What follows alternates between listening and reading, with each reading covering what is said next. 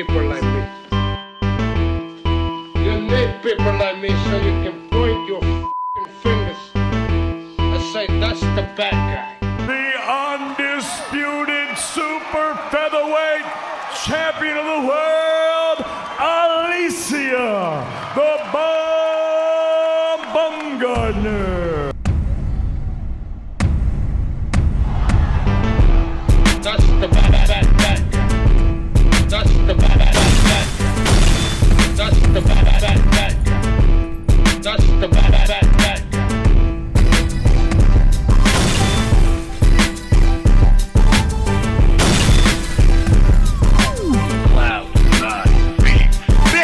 Welcome to the motherfucking relay. We're covering today's top boxing news. And maybe you could fill me in. There was testing for your guys' fight, correct? Nope. There wasn't. No VADA testing, testing no for WBC clean boxing program. We were supposed to be in the WBC clean boxing program, and no one ever came to test me. We got tested once after the fight. The testing, I'm telling you, even for this fight, I've been tested once. Once. Well, both the Baumgartner fight and the upcoming Jonas fight, what do they have in common? They're BOXXER shows. That's Ben Shalom's rodeo. Like, and I had to beg for the testing. I had to, like, keep asking about it, asking about the testing. Asking who? Ben Shalom? BOXXER? It's too easy to get away with. The consistency is not there. Like, the testing should be more consistent, more random. Like, it's too easy to get away with. That's why all these fighters are doing it.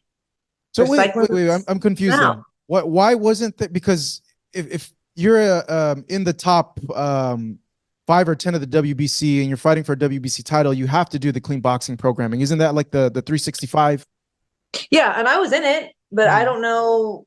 No one ever came. Clean boxing program, that's the WBC's rodeo. So if they're not doing rounds of testing ahead of a match, what the fuck are they doing and what are they good for?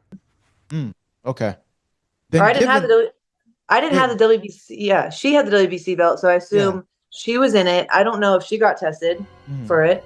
What Michaela Mayer imparted to Marcos Villegas is that there was no testing in the buildup of the Baumgartner fight.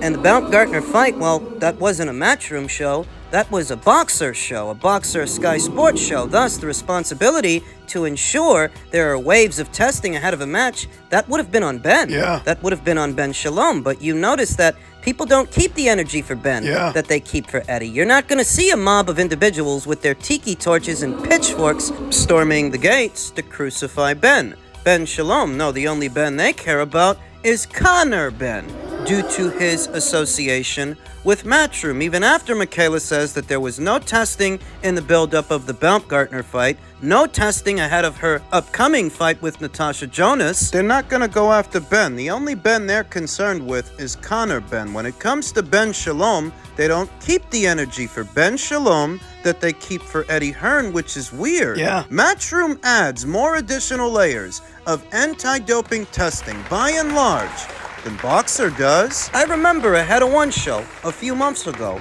Ben was asked why they weren't using VADA testing, and Ben, in so many words, said they're relying on UCAD to do the anti-doping testing. But if you're in the know and you're in the loop, you'll know that UCAD, they don't have the most resources. They're not the most well-funded organization. And they don't have the energy for Ben, in spite of him saying that on camera. They don't have the energy for him that they have for Eddie. That's because they don't really care about doping in the sport of boxing. They don't care that much. They're just using that to keep taking shots at a guy they already don't like. It's brazen hypocrisy is what it is, because if you want to know why anti-doping isn't even more widespread, why it isn't more uniform in the sport of boxing, it's because the promotional outfits don't want to have to pay for it. Anti-doping testing, it isn't free and it isn't subsidized. To do it, you have to come out of pocket. The promoters would, or the fighters. It's not free. You have to pay for those tests, but you can,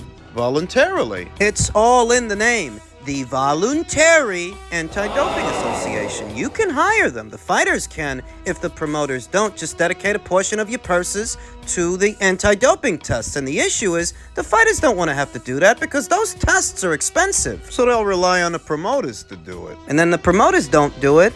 for the same reason, because those tests are expensive. That if you had to hire an anti-doping agency for every single boxing match, at every single level in the sport of boxing, prospect, contender, champion level, staging shows would become very expensive very quickly. And nobody wants to pick up the tab. You think the fighters want to short themselves on money for an anti-doping agency, the ones who can even afford one? Because some fighters can't. If we're talking about at every level in the sport of boxing, hiring an anti-doping agency might exceed the fighters' purses. And for the ones who can actually afford to hire one, do you think they want to just give that money away? They rely on the promoters to pay for the anti-doping, and with the promoters, it's the same deal. It's expensive. So many of them, they just do the bare minimum. Like Ben Shalom. And in spite of Michaela Mayer's admission that there was no testing in the buildup of the Baumgartner fight, she's not seeing any testing in the buildup of the Jonas fight. Those are two BOXXER shows.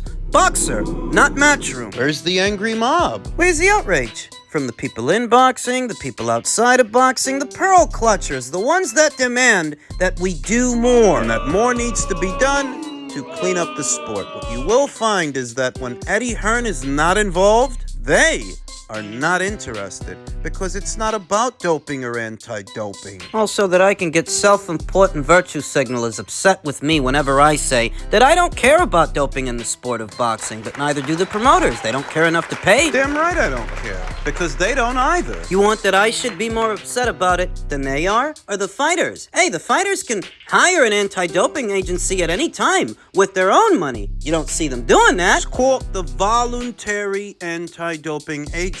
You can voluntarily hire them, but it's going to cost you. The ones who can actually afford to pay for it, most of them still don't. The ones who can't, well, they're just shit out of luck. You ask me, why am I so blasé about doping in the sport of boxing? Why don't you care? It's because the sport doesn't care. What do you want me to pretend that I do? You want that I should be more up in arms about it than the boxers themselves? Is that it? Are you a fucking moron? And that's when I remember that most people are. Most people actually are fucking morons. Morons like Jacob Perez, a huge David Benavidez fan who likes to point out Canelo's anti-doping scandal. All the while, David Benavidez has a dope dealer in his team, Memo Heredia, and his infamous Memo Shakes. What do you think he's there for? The outrage you see as it pertains to doping in the sport of boxing is a mixture, a unique blend of idiots and hypocrites, all pointing the finger at each other. And most of what I see as it pertains to anti-doping in the sport of boxing are witch hunts and smear campaigns. That's what it is. If you idiots had any powers of observation, you'd take stock of the sheer number of fighters that have tested positive for banned substances over the years at every single level of the sport, the club level, the prospect level, contender and champion level. Anyone from Tyson Fury to Canelo Alvarez to Alicia Baumgartner, Heather Hardy, Hannah Gabriels, and Alejandra Jimenez, to name a few. You want that I should go clutching at my pearls and have a heart attack every time a boxer tests positive for a banned substance? At this point, it's tell them age, and it's expected. No, I don't fucking care. I'm still gonna watch those fighters, and I'm still gonna watch those fights, and so are you. So get off your high horse. Nevada from a test on the 6th of December. When did you first learn about this? First one, I don't know, probably a week, 2 weeks ago maybe, and then because I think one was blood and then one was urine with a different substance. But I'm not. There's been a lot over the drugs over the last few years. I'm not really clued up on it all. I just said, what does it mean? Is the fight in jeopardy? And he said, well, technically it's not a fail. So no, I said, well, that's fine. Then the fight's still happening. That's all that I can focus on. Basically, whatever else people's opinion on it, that's not down to me. But as long as the fight goes ahead, I'm here to do a job. I'm here to win, regardless of whatever. Atypical fan, and I say I'm not a scientist. I'm a fighter. I don't fully understand it all, but it is what it is. Well, I'm assuming your mentality is obviously you just want the fight to go ahead. But I'm assuming your background team were happy with kind of those reports of, like I said, it's not a failed test, but they were happy for the fight to go ahead regardless.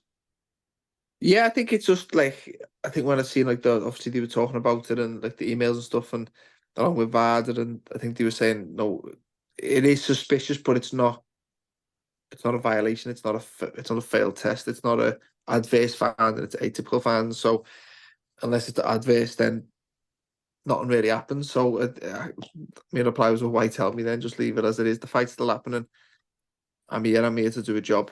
It's just, like I say, I don't really understand it all. I don't really know why I got told about it. If they say it's not a failed test, so it is what it is. Reacting to the same news that we all heard, Eddie Hearn stated that he would have liked a little bit more transparency as to what all of this really means, and to that, Snack Systems founder Victor Conte tagged Eddie Hearn to his social media asking, has there been a quote-unquote atypical finding for a matchroom boxer in the past? Some causes of brief spikes in HGH and testosterone include sprint training and heavy squats. The December 3rd sample negative and the December 6th sample atypical. That's the one everybody's talking about. And then more negatives. Essentially what Victor is saying is that there's nothing to see here, but he didn't stop there. He never does when it comes to Eddie. He added, does anyone see the hypocrisy of Eddie Hearn asking for more quote-unquote science about Better Beef's atypical results and not positives when his own boxer, Conor Benn, has not been willing to provide any science he supposedly has for 2 positive drug tests? Victor Conte, who never hesitates to bring up Conor Benn, he brings him up any chance he gets, and Eddie Hearn has had quite enough, responding by saying, you've got some front. You talk about hypocrisy when you're one of the most prolific drug cheats in the history of sport. Cry me a river, you bellend. In case you're not aware, Victor Conte is one of the most high-profile dope dealers in the entire history of sport. The Balco scandal and all the pads he gave all those guys in Major League Baseball and other sports. Now, he's working in boxing, and he thinks he has... Even if he did go straight, which I don't believe he did, but that's another story, though even if he did, that still doesn't mean he's in any position to talk, given his history. And that's the problem with doping and anti-doping in the sport as a subject. As a talking point, you've got too many hypocrites trying to sit on too many high horses, pointing the finger at others while others point the finger at them. In truth, Victor's another one who doesn't keep the same energy for other promoters and other outfits that he keeps for Eddie Hearn. He brings up Conor Benn any chance he gets, but what about Oscar Valdez? What about Bob Arum in Top Rank? You know, Oscar tested positive for a banned substance ahead of the Robson-Conceição fight. And the difference between his situation and Conor's is that the fight went through. The fight was still allowed to go on, in spite of Oscar testing positive for a banned substance. Now, I understand the differences in those situations and the varying grotesqueries, the nuances, the differences, but better still, the contest was allowed to go on even though Oscar tested positive for a banned substance, and the WBC didn't strip him. I don't see Victor bringing it up, and I don't see Victor laying into Bob Arum in Top Rank the way he likes to lay into Eddie Hearn and Matchroom. It's because he's a hypocrite. Among a sea of hypocrites in the sport of boxing. In spite of everything Michaela Mayer said in our previous segment, do you ever see Victor Conte spend as much time on Ben Shalom as he does on Eddie Hearn? Matchroom uses the voluntary anti-doping agency a lot more than BOXXER does, but I never see Victor go after Ben. I never see Victor go after Frank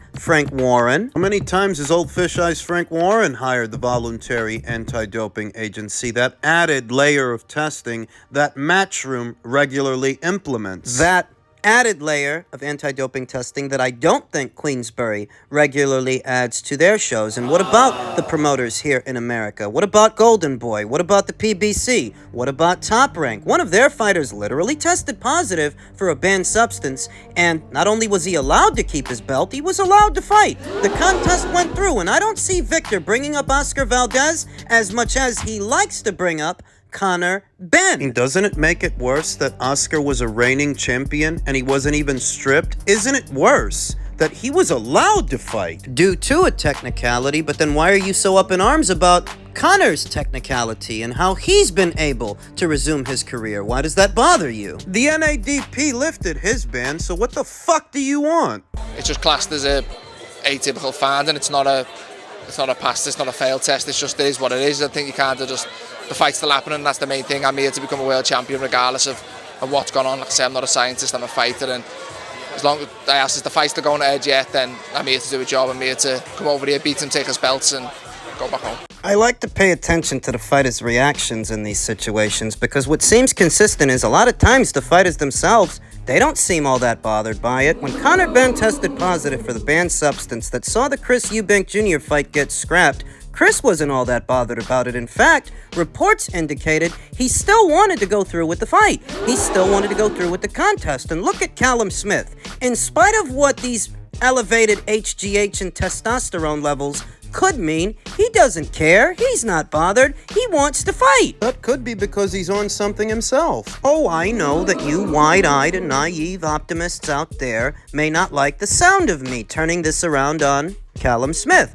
But I'm not just turning it around on Callum Smith, I'm turning it around on the entire sport of boxing, where more fighters may be doping than the fans realize, so much so that doping, it's not giving you a competitive edge, it's helping you to keep up with the Joneses, because more fighters are doping than the fans realize. And just because they haven't been caught yet doesn't mean they won't be later on. Don't you remember the production that John Pascal put on years ago ahead of the Bernard Hopkins fight, demanding that he take an anti-doping test, just so that years later he could get caught doping himself? What about Jarrell Miller? I can't pass up an opportunity to bring this guy up, because this guy tried to accuse Anthony Joshua of doping just to get caught doping himself 2 times. That's a guy that he didn't fight. What about the 2 guys that he did fight? 2 guys who tested positive for banned substances on 2 separate occasions. Dillian White and Alexander Povetkin. Did you fucking geniuses ever stop and think that maybe this is more normal than I realize? Maybe this is normalcy in the sport of boxing. So normal that you notice when it happens, the fighters, they don't get that bent out of shape about it, because underneath it all, they know what's going on. So normal that maybe you shouldn't get bent out of shape about it. Maybe you shouldn't try to do this Sally Struthers act, this altruism. Won't somebody please think about the fighters? Do you guys know how fucking stupid you sound pointing this stuff out whenever it's convenient, like that idiot Jacob Perez pointing out that Canelo tested positive for a banned substance, all the while the fighter that he likes has a known dope dealer in his camp? So either you're stupid or you're playing stupid. Neither would surprise me. Neither would, because boxing fans have to be the most emotional, the most ignorant, by and large, the dumbest fans in all of organized sports. You guys are fucking stupid. If you haven't caught on yet, every time you clutch at your pearls whenever this happens and some fighter tests positive for some banned substance or something doesn't look right, the tests look kind of funny, this is ordinary. This is tel damage in the sport, and you're still gonna watch it. So shut the fuck up! You don't care that much, so stop pretending that you do. Who are you pretending for? What are you trying to do, win an Oscar? Nobel Peace Prize? You think somebody's gonna come along and give you a cookie for your altruism? Get a clue, Sherlock.